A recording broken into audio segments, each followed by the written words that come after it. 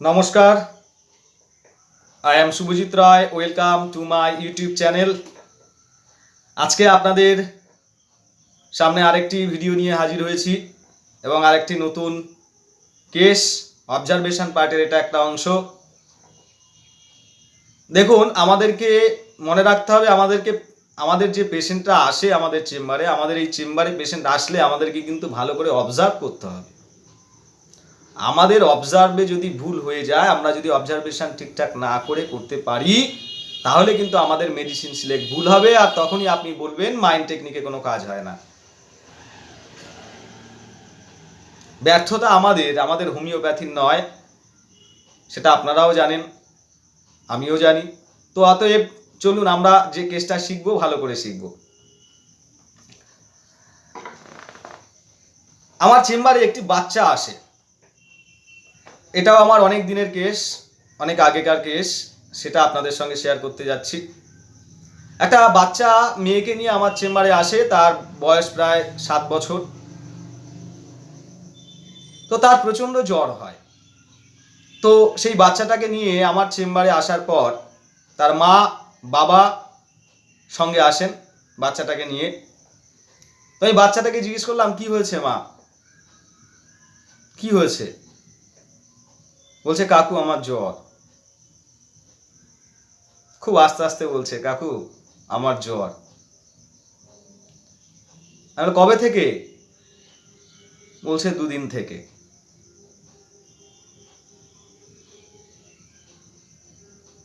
তা 2 দিন থেকে জ্বর, কি কষ্ট হচ্ছে?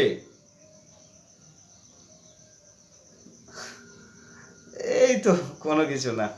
এই কষ্ট কি, এই তো কষ্ট হচ্ছে। কোনো কষ্ট হচ্ছে না, একটু হালকা এই মাথাটা একটু যন্ত্রণা করছে কাকু, আর আমার ওই একটু হাত পা একটু ব্যথা করছে, এছাড়া কিছু নয়। কিসে পড়াশোনা করো? অমুক ক্লাস। আর কোনো অসুবিধা হচ্ছে? না, এই তো এইটুকু। আর কষ্ট হচ্ছে না? বলছে না কাকু। তো আমি অনেক চেষ্টা করেছিলাম মেয়েটার কাছ থেকে আরো কিছু জানার, কিন্তু মেয়েটা খুব মাইল্ড টোনে কথা বলছে এবং খুব ভদ্র সভ্য। তো আমি তার কাছ থেকে আর বেশি কিছু পেলাম না। তো আমি তার মাকে বাবাকে জিজ্ঞেস করলাম, আচ্ছা আপনার মেয়ের জ্বর কবে থেকে? বলছে, আমার মেয়ের জ্বর প্রায় 2 দিন থেকে। এলোপ্যাথি ওষুধ খাওয়ানো হয়েছে, জ্বরটা একটু ভালো থাকছে, আবার জ্বর হচ্ছে। তাই বললাম, মেয়ে কি বলছে জ্বরের জন্য? বলছে, আমার মেয়ে জ্বরের জন্য এমনি কিছু বলছে না, সারাক্ষণ চুপচাপ থাকে, কিছু বলে না। আমি বললাম, কেমন কেমন? বলছে, আমার মেয়ের যখন জ্বরটা একটু কমে তখন সে বাড়িতে খেলাধুলা সব কিছু করে, এদিক ওদিক ঘোরে। কিন্তু যখনই আমার মেয়ে বুঝতে পারে যে তার গায়ে জ্বর এসছে, তখন সে বিছানায় এসে চুপচাপ শুয়ে থাকে। বললাম, এ কি, কিছু বলে না? বলছে, না কিছু বলে না ডাক্তারবাবু, চুপচাপ শুয়ে থাকবে। যদি গিয়ে জিজ্ঞেস করি কি হয়েছে মা, জ্বর হয়েছে, কমে যাবে, তোমরা চিন্তা করো না, আমি তো ওষুধ খাচ্ছি, তোমরা ভাবছো কেন? ইয়ে বাবা, তোর তো এত জ্বর, কষ্ট হচ্ছে না মা? না মা, চিন্তা করছো কেন, জ্বর কমে যাবে, ওষুধ খাচ্ছি তো। আর যদি ওষুধ না ওষুধ এটা খাওয়া শেষ হোক, তারপরে যদি না কমে তাহলে না অন্য ডাক্তার কাকুর কাছে যাবো। ওই যে কালকে তুমি বলছিলে না কোন ডাক্তার কাকুর কাছে যাবে, ওখানে যাব, চিন্তা করো না মা। আমরা যখন পেশেন্টের কাছ থেকে আমরা উদ্ধার করতে পারবো না কোনো কিছু, তখন আপনাকে নির্ভর করতে হবে আপনার পেশেন্টের বাড়ির রিলেটিভসের উপর, অর্থাৎ তার বাবা মা কাকা জ্যাঠা দাদা কাকিমা জেঠিমা যারাই আসবে, তাদের সঙ্গে আপনাকে কথা বলে জানতে হবে যে সেই বাচ্চাটি কেমন, বা সেই লোকটি কেমন, বা সেই মানুষটি কেমন। আমিও ঠিক এটাই করেছিলাম।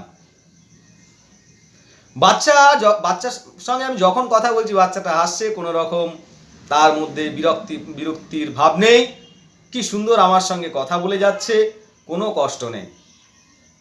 তো আমি এই কেসটা কনফার্ম করার জন্য তার মাকে বললাম, আচ্ছা ও কি বিরক্ত হয় না, এই যে এত কষ্ট, এত যন্ত্রণা, এত জ্বর, তার জন্য কি তার কোনো কষ্ট হয় না, সে কিছু বলে না? আচ্ছা আপনাদের কি একটা ঘর? বলছে হ্যাঁ আমাদের একটাই ঘর, একটা ঘর, দুটো রুম একটা ঘর, এখানে আমি মেয়ে আর আমার স্বামী থাকি, একটা ঘর। আমি বললাম ওখানে টিভি ফিভি সব আছে? বলছে হ্যাঁ আমরা টিভি দেখি, ও কিছু বলে না তো, চুপচাপ শুয়ে থাকে, কোনো বিরক্ত হয় না, এত জ্বর পাশে টিভি চলে, আমরা আমাদের মতো টিভি দেখছি, ও চুপচাপ শুয়ে আছে, ও কিছু বলে না। এই হচ্ছে কেস। তো এই কেসে আমি কি দিয়েছিলাম এবং কেন দিয়েছিলাম সেটাই আমরা জানবো। তো চলুন শুরু করা যাক। নিশ্চয়ই আপনারা কেসটা বুঝেছেন। দেখুন এই ধরনের পেশেন্টরা কেমন হয়। আমি এই কেসে পেশেন্টকে যে মেডিসিন দিয়েছিলাম তার আন্ডারে যে যে রুব্রিকগুলো আছে সেগুলোই আপনাদের সঙ্গে এখন বলবো। দেখুন এখানে কি বলছে, ডাক্তারবাবু আমার মেয়ের যখন জ্বর হয় না তখন চুপচাপ বিছানায় গিয়ে শুয়ে পড়ে, আর যখন জ্বর কমে যায় তখন উঠে বেশ খেলাধুলা করে, বেশ কাজবাজ করে, বেশ একা একা খেলা করে, ওর কাকির মেয়ের সঙ্গে খেলা করে, কাকার ছেলের সঙ্গে খেলা করে, দিব্যি ঘুরে বেড়ায়। কিন্তু যখন জ্বর হয় আমরাও বুঝতে পারি না, চট করে এসে বিছানায় কাঁথা গায়ে দিয়ে শুয়ে পড়ে। তাহলে এর থেকে আমরা কি পেলাম? এর থেকে পেলাম আমরা প্লেফুল। বাচ্চাটা প্লেফুল, এই বাচ্চাটা প্লেফুল বাচ্চা। একটু বলে দিই কি মেডিসিন দিয়েছিলাম, না হলে আমার বোঝানো একটু অসুবিধা হচ্ছে। এই পেশেন্টটাকে আমি দিয়েছিলাম ককুলাস ইন্ডিকাস। ককুলাস ইন্ডিকাস দেওয়ার পর এই বাচ্চার জ্বর দুদিনের মধ্যে গায়েব হয়ে যায়, বাচ্চা সুস্থ হয়ে যায়, ভালো হয়ে যায়। তাহলে আমি কেন ককুলাস ইন্ডিকাস দিয়েছিলাম? ককুলাসের বাচ্চারা সবসময় প্লেফুল থাকে, তারা খেলাধুলা সবকিছু করে যখন তাদের শরীরটা একটু ভালো থাকে। কিন্তু যখন তাদের কষ্ট হয় তখন তারা কি করে জানেন? তারা চুপচাপ, কাউকে ডিস্টার্ব না করে, অন্যের কথা চিন্তা করে, অন্যের যাতে কষ্ট না হয়, অন্যকে বলবো অন্যরা বিরক্ত হবে, আমার জন্য মাথা কষ্ট পাবে, মা পাবে, বাবা পাবে, ভাই পাবে, বোন পাবে, অমুক পাবে, দরকার নেই, সে নিজে নিজে গিয়ে বিছানায় শুয়ে পড়ে চুপচাপ। তো এই পেশেন্টরা, ককুলাসের পেশেন্টরা হয় প্রচন্ড প্লেফুল। তারা প্রচন্ড প্লেফুল হয়, তারা তাদের শরীর খারাপটাকে নিয়ে তারা কন্টেন্টেডের মধ্যে থাকে, তারা চুপচাপ থাকে, কন্টেন্টেড, তারা চুপচাপ থাকে, শান্তিতে থাকে, তাদের মধ্যে কোনো রকম হিলদোল নেই। এরা চুপচাপ বিছানায় গিয়ে চোখ বন্ধ করে চুপচাপ শুয়ে থাকে, এরা ইনডিফারেন্স। তো এখানে একটা সুন্দর রুব্রিক আছে, indifference lies with eyes closed. Indifference মানে কি? উদাসীন। আমি কোনো এক ভিডিওতে বলেছিলাম উদাসীন মানে কি। উদাসীন কোন পেশেন্টরা কখন থাকে? তাদের রোগের জন্য, কিন্তু অন্য কারণে নয়। পেশেন্ট ইনডিফারেন্স বা উদাসীন থাকে তার রোগের জন্য। কেমন? আমার আজকে শরীর খারাপ, আমি ডাক্তার দেখাচ্ছি না, কাউকে কিছু বলছি না, আমি নিজে চুপচাপ বসে আছি, কাউকে কোনো হেলদোল নেই, আমার কাউকে কোনো ডিস্টার্বও করছি না, আমার হেলদোলও নেই, আমি আমার জন্য পয়সাও খরচ করছি না, আই এম ইনডিফারেন্স, আমি উদাসীন। কিন্তু আমার বউ আমার কাছে বললো, কি গো 1 কেজি চিনি লাগবে, চিনি নেই, 100 ডাল লাগবে, ডাল নেই, কি দিয়ে ভাত খাবো, মাছ লাগবে, আমি টাকা দিয়ে দিলাম। তাহলে আমি কিন্তু এখানে ইনডিফারেন্স আমার পরিবারের জন্য নই, আমি শুধুমাত্র ইনডিফারেন্স আমার রোগের জন্য। আমার যে কষ্ট হচ্ছে আমি কাউকে বলছি না, কাউকে ডিস্টার্ব করছি না, আমি চুপচাপ বিছানায় গিয়ে চুপচাপ চোখ বন্ধ করে শুয়ে আছি। This is indifference lies with eyes closed. Lies with eyes close মানে কি? আমি চোখ বন্ধ করে চুপচাপ শুয়ে থাকি। ককুলাসের পেশেন্টরা প্রচন্ড প্লেফুলি হয়, তারা প্রচন্ড প্লেফুল হয়, খুব প্লেফুল, তারা প্রচন্ড খেলাধুলা সবকিছু করে, কিন্তু যখন বোঝে তার কষ্ট হচ্ছে, যন্ত্রণা হচ্ছে, তখন সে চুপচাপ বিছানায় গিয়ে চোখ বন্ধ করে শুয়ে পড়ে। This is indifference lies with eyes closed, এবং তার রোগটাকে নিয়ে সে সন্তুষ্ট থাকে, কন্টেন্টেড। এরা কেন করে? যাতে অন্যরা তার জন্য কষ্ট না পায়। তারা অন্যের জন্য চিন্তা করে, কেয়ারফুল অফ আদার্স অ্যাবাউট।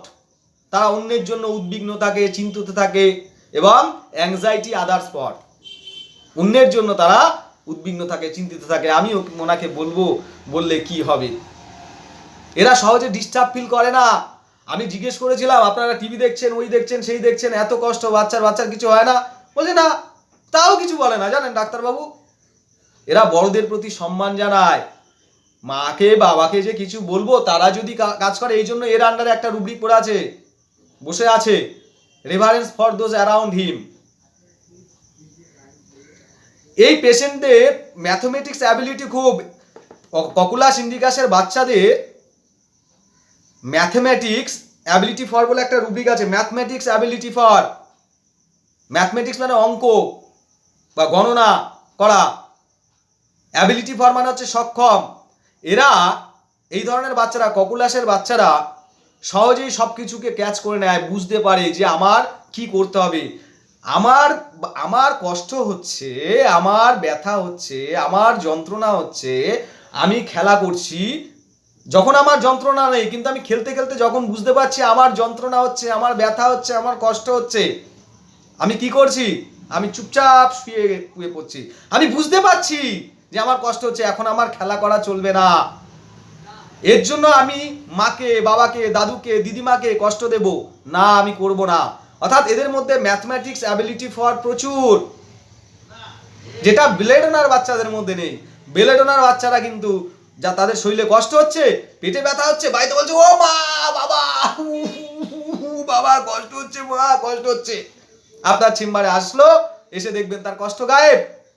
সে এদিকে ঘুরছে, ওদিকে ঘুরছে, আপনার কম্পিউটারে হাত দিচ্ছে, ল্যাপটপে হাত দিচ্ছে, পেনে হাত দিচ্ছে, টেবিলে হাত দিচ্ছে, চেয়ারে হাত দিচ্ছে, ওষুধে গিয়ে হাত দিচ্ছে, touching impel to touch everything. বেলেডোনার বাচ্চারা কিন্তু কোনো সময় ক্লান্ত হয় না। এরা বোঝে না যে আমার এত কষ্ট, আমাকে এইসব করার, আমার এটা করা ঠিক হচ্ছে না, আমি একটা ডাক্তারের কাছে এসেছি, আমার এটা করা ঠিক নয়, আমাকে এখন বিশ্রাম নিতে হবে, বড়দের কথা শুনতে হবে না। এরা এতটাই প্লেফুল। তাই জন্য বেলেডোনার মধ্যে ম্যাথমেটিক্স ক্যালকুলেটিং ইনঅ্যাবিলিটি ফর রয়েছে রুব্রিকটা। কিন্তু বেলেডোনা বাচ্চারা ম্যাথমেটিক্স অ্যাবিলিটি ফর, এরা বোঝার চেষ্টাও করে। এরা সবকিছু বুঝে কি করে? চুপচাপ থাকে। তাই জন্য ককুলাস ইন্ডিকাসের একটা সুন্দর রুব্রিক আছে, recognising everything but can not move catalepsy in. কি বললাম? Recognising everything but can not move catalepsy in. অর্থাৎ সে জেনে বুঝে চুপচাপ থাকে, মেনে নেয় কষ্টটা। সে কাউকে বিরক্ত করতে চায় না। অন্যরা কষ্ট পাবে, আমি কষ্ট পাচ্ছি, আমি আমার মধ্যে থাকি না, কেন আমি অন্যকে কষ্ট দেবো? সে জেনে বুঝে, পরিস্থিতি বুঝে নিজে কষ্ট সহ্য করে, অন্যের যাতে কষ্ট না হয়। তো আমার চেম্বারে যে বাচ্চাটা এসেছিল, সেটাও ছিল ককুলাস ইন্ডিকাসের বাচ্চা। তাহলে আমরা ককুলাস ইন্ডিকাসের মধ্যে কি পেলাম? Rubric playful, indifference lies with eyes closed, rubric পেলাম contented, anxiety others for, cares others about, mathematics ability for, recognising everything but can not move catalepsy in. আশা করি এই ভিডিওটি দেখার পর আপনারা কোনোদিন ককুলাস ইন্ডিকাসকে ভুলবেন না। আমি যেভাবে আপনাদেরকে বুঝিয়ে দিলাম, ভোলারও নয়। আপনারা এগুলো খাতায় লিখে রাখুন, দেখবেন আস্তে আস্তে যারা নতুন আছেন, যাদের আপনাদের মাইন্ড টেকনিক শিখতে কষ্ট হচ্ছে, সোজাভাবেই শিখে যাবেন, একেবারে সোজাভাবে শিখে যাবেন। এরমভাবে আস্তে আস্তে মাইন্ড টেকনিক শিখতে হবে, সোজা থেকে আরও আমরা উপরে উঠব। ওকে, আজকে এ পর্যন্ত। সবাই ভালো থাকবেন, সুস্থ থাকবেন। নমস্কার।